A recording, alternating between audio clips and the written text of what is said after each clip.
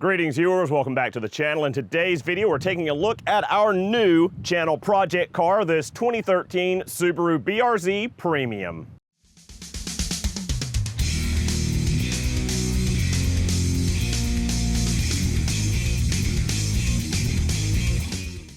So guys, here it is, the new project car for the channel. It is a 2013 Subaru BRZ Premium, FA20 under the hood, of course, and it is backed up by a 6-speed automatic transmission.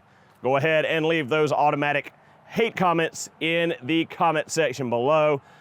Based on some of the choice comments I got on the community post about this car when I purchased it, and those of you that saw the pictures figured out that it had an automatic transmission rather than a 6-speed manual. Now, that aside, I have been looking for one of these cars for the better part of 2 years now, scouring the internet, mainly Facebook Marketplace, and finally, last week came up upon this one. And it had luckily only been posted for about 26 minutes before I saw the ad, contacted the owner, a couple messages back and forth, and I purchased it over the weekend. So as I said, over the 2 years I've been looking for one, I wanted one cheaply because I am pretty cheap, honestly. Those of you that watch the channel know that normally I don't pay more than $500 or $600 for a Subaru. So to pay out what I paid for this one was quite the feat. Now, a little bit about the car. This is a 2013 BRZ Premium 6-speed automatic. It has 111,800 miles on the clock. As I said before, it is the 6-speed automatic transmission, not the manual. The engine has been replaced. Before you come in with the Subaru are junk comments, the young lady that owned the car prior apparently wasn't great about maintaining oil change intervals, nor checking her engine oil level, ergo low oil and a spun rod bearing, so an engine replacement. The engine in here has about 75,000 miles on it, and again we have about 112,000 miles on the chassis. So again, I said I wanted to get it cheap, right? So having a engine replacement, that kind of figures into the cost savings, and automatic transmission in a sports car that's 10 years old, that's another one that plays into that getting a good deal on it. Even though it is low mileage, by my count, being a 10-year-old car with just over 100,000 miles, I would count that as low mileage. So again, I've been looking for one of these for a while. I've had the itch for a newer car. Most of you that follow the channel closely look at the community post. I had been looking at a newer Crosstrek. I had looked at a newer Outback Wilderness. On the back burner, I had been looking at one of these, but I was more focused on a Crosstrek or an Outback because, well, they're just way more practical than this thing. Especially being someone that's 6'4" and pushing 210 now, it is a small car. But just for transporting myself around in a backpack with, you know, some of my film equipment and a diagnostic scanner and a bag of tools, it's not that bad. It's just to run about on. It gets good gas mileage, it rides fairly well, and being an automatic transmission saves my arthritic knee from having to shift all the time, like in my Sandbar, my WRX, or the countless other manual transmission vehicles I've owned previously. So it is kind of weird to be in a sports car. Again, it has been quite a while since I've owned a sports car. The last sports car I owned was a 2003 Corvette Z06 50th anniversary, and I believe I sold that car in 2011 or 2012. Actually, it might be a little bit further back than that. I think maybe it was actually 2010 or 2009. So it has been quite a while since I've had a sporty little two-door car. So it has been a nice change of pace the last day or so that I've gotten to drive the car. So this video is just a little introduction to the vehicle. We're gonna take a look around it, talk about it. We're gonna look at some of the things I looked at when I went to inspect the car before I purchased it. We're gonna look at the Carfax, which I did backwards. I bought the Carfax after I bought the car, but it did confirm the things I saw and noted when I was inspecting the car before purchase. And we'll possibly talk about some modifications or repairs we're gonna do in the future to the car. Now, in a future video, we will be doing a full bumper to bumper inspection on the car, detailing every single thing wrong with it, everything it needs to be back 100%, as we have done on other vehicles in the past. And we do have a repair video all ready to film this car, because when I test drove it, which we'll talk about in a little bit, I did hear a noise, and I have already bought the part that needs to be replaced because of that noise. And actually going to start filming that video after we're done filming this one. So really quickly, we'll just do a little walk around the car, and I'll show you some of the stuff that I noticed, some of the stuff I look for when looking at a car, and we'll talk about the Carfax report I got as well.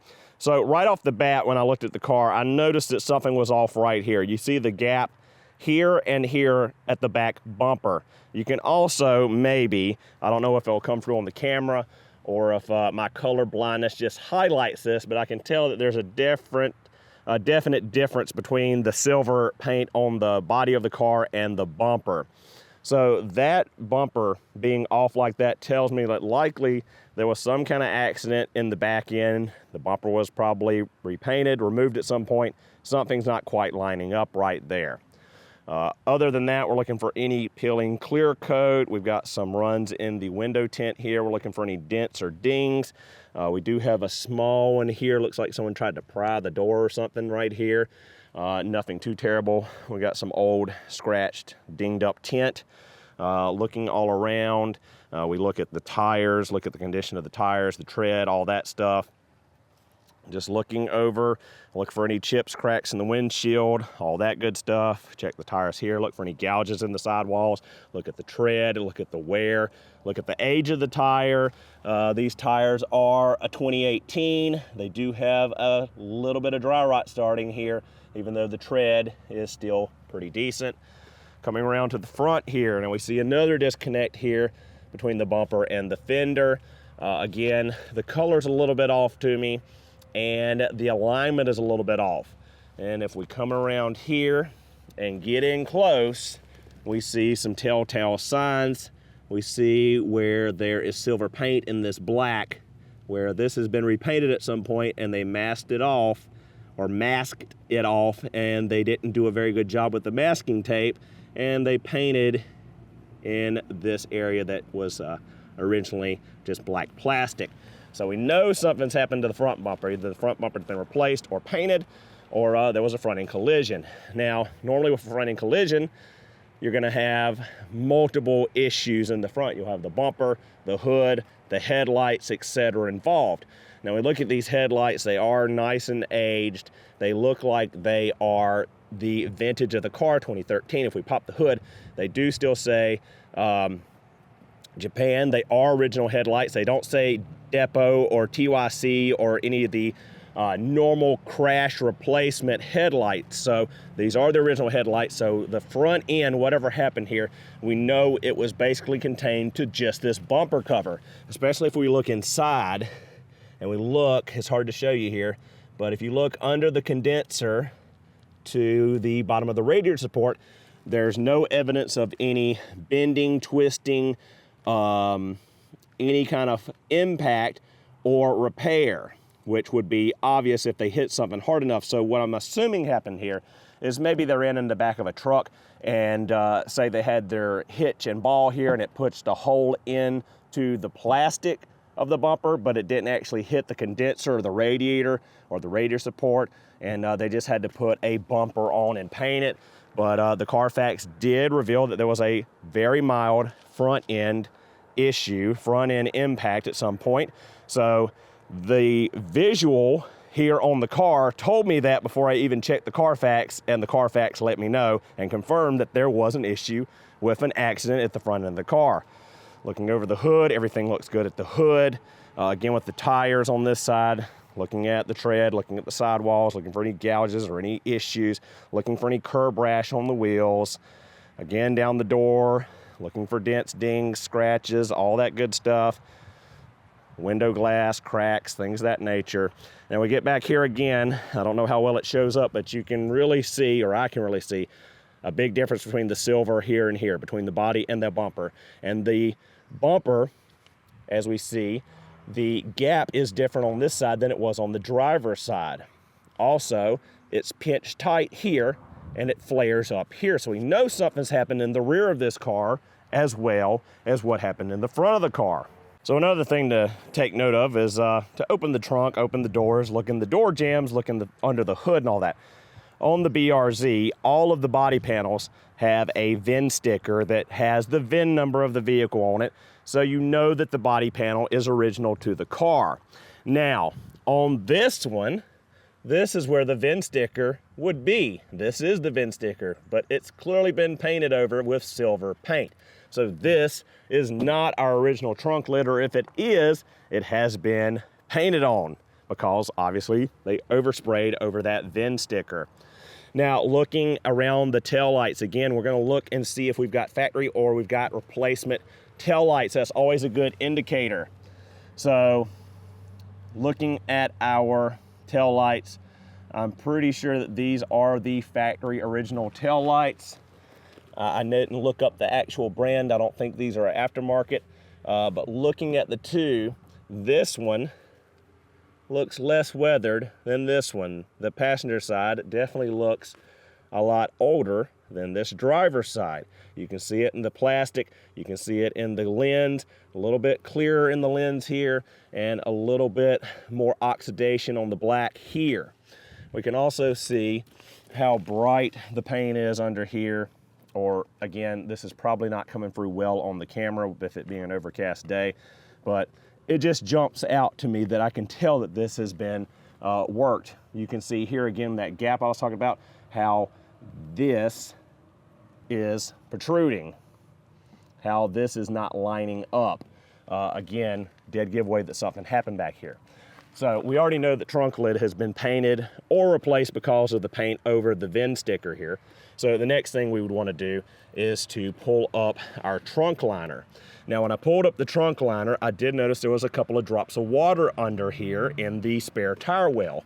So we're going to take the spare tire well, I'm going to take that loose and lift it up, and lo and behold, we've got water in here. We've got a little bit of water on either side, and we need to get that out.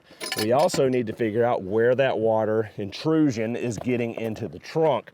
So we're going to need to check around all these seals, look for any seams that did not get sealed back up when the body work was done to the back end of this car, because obviously at this point we know the back bumper has been replaced and the trunk lid has been replaced, and looks like this tail light's replaced. So looks like it was hit in the rear, this corner, driver corner focused.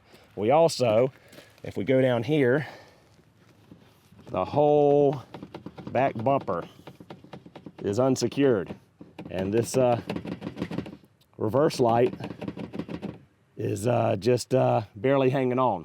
So again, we know it got hit in the back end. So what you want to do now is come back here and pop up the spare tire cover or the trunk floor, and it's easier just to go ahead and pull it up and get it out of your way. Now we're going to pull these little liners, these little trays out on either side that held the jack and the tire tool. Now we're going to look down here in this wheel well, and I'm going to show you crash evidence. So this side, we got nice straight lines. We got our little vent down there. Whenever you shut the door of the trunk lid, that little vent just allows air pressure to escape the cabin. But everything looks good right there. We look at our seam sealer, all of that.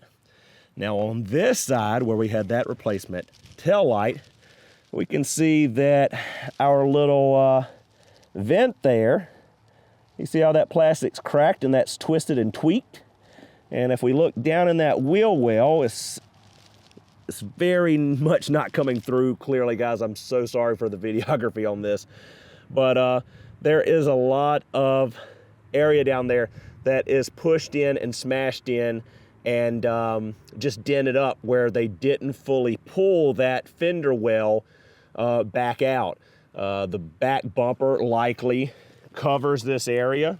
So the sheet metal under here in the wheel well that's covered by the inner fender or the inner liner here, and this bumper cover here, they didn't bother to even pull it out completely because it didn't show So you can see maybe, hopefully, all the dents and dings in there, and you can clearly see where that plastic is twisted up and broken, where they kind of just shoved it back in the hole and kind of squared it up before they put it back together.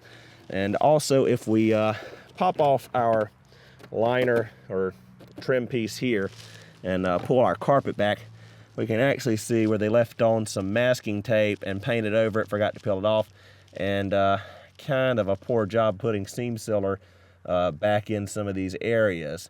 Now, that's one point where I noticed a lot of this stuff I knew had been hit in the back end.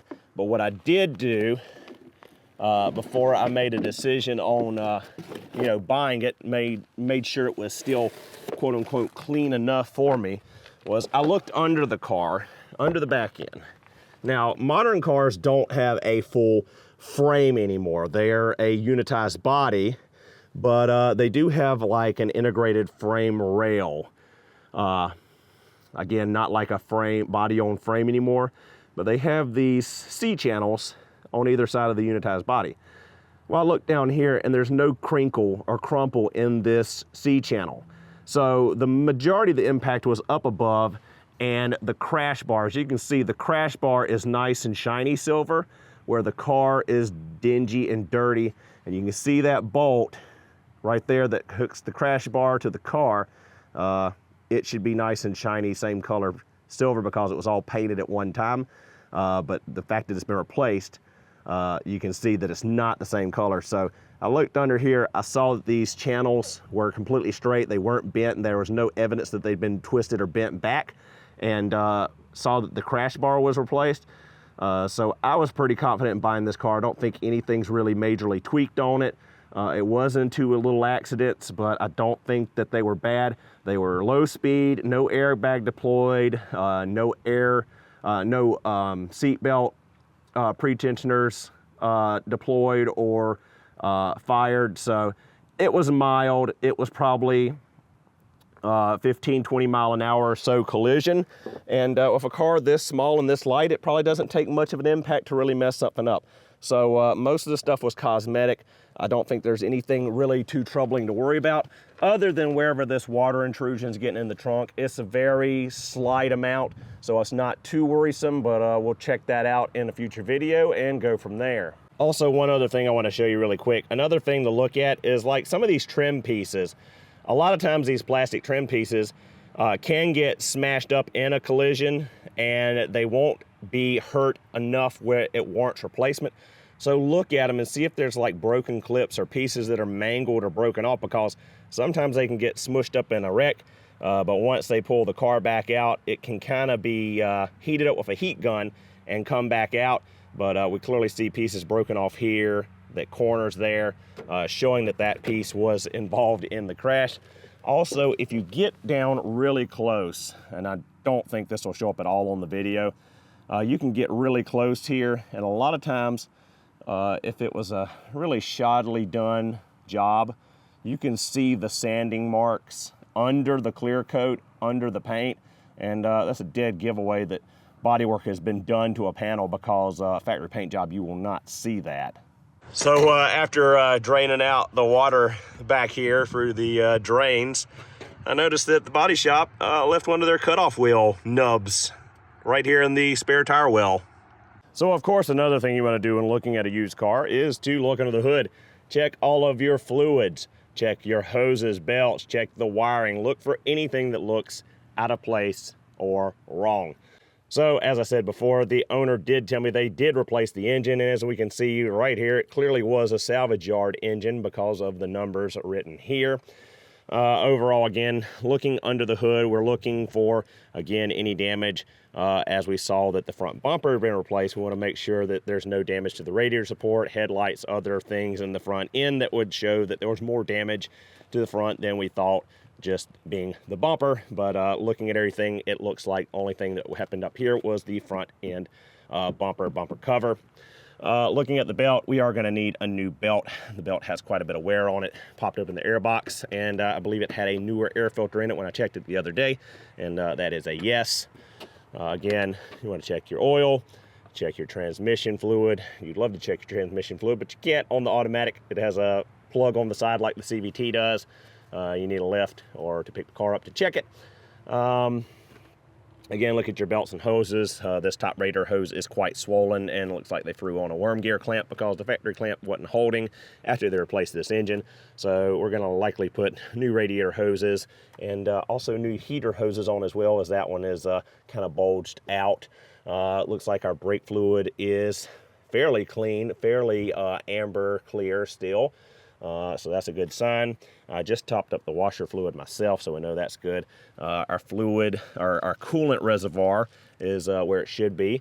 Overall, everything looks good. You want to look over, flashlight, look for any oil leaks, any coolant.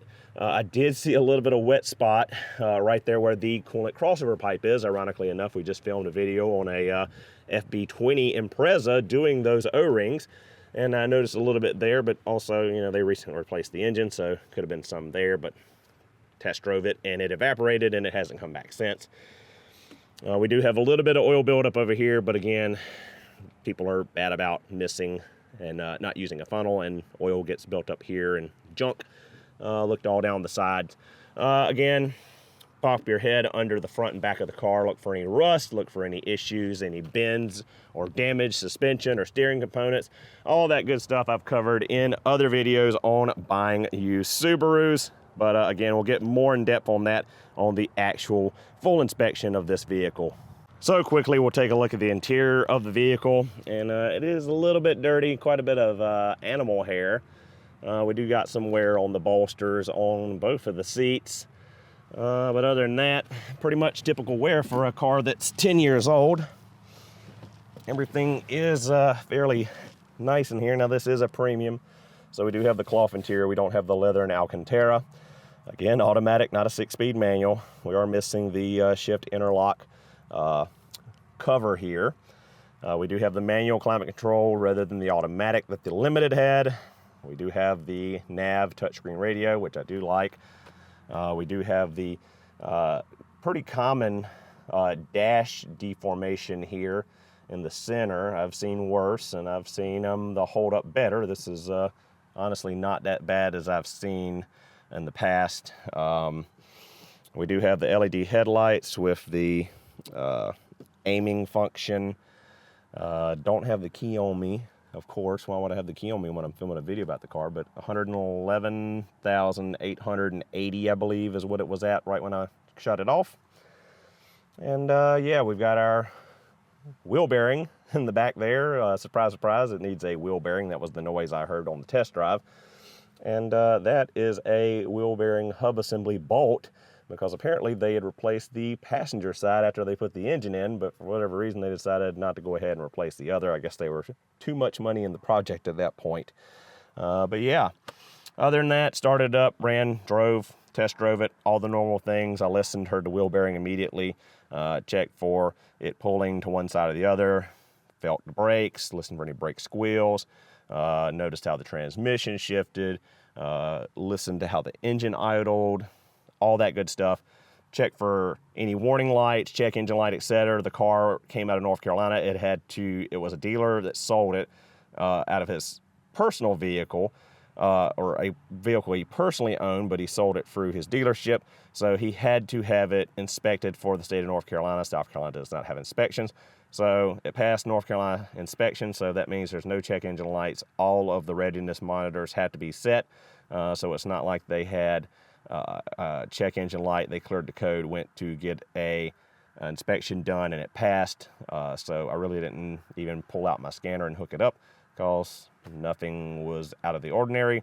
No lights were on, and it had just passed North Carolina State inspection. So all good there. So other than that, one cool little bit of information about the car. When I was running the Carfax on it, and when I was looking at VIN decoders for this car's VIN number is extremely low.